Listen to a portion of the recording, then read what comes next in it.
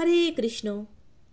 অনেকেই ধারণা করেন সনাতনীদের ৩৩ কোটি দেবদেবী রয়েছেন।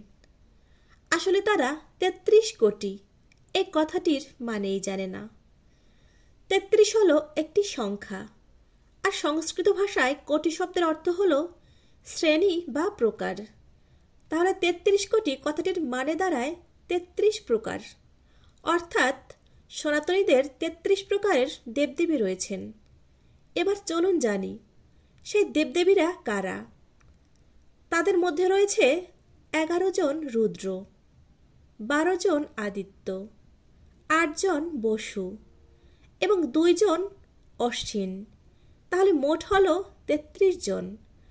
আর এই হলো সনাতনীদের ৩৩ কোটি দেবদেবী। ভিডিওটি যদি ভালো লেগে থাকে অবশ্যই আমাদের চ্যানেলটিকে ফলো করে আমাদের পাশে থাকবেন। হরে কৃষ্ণ।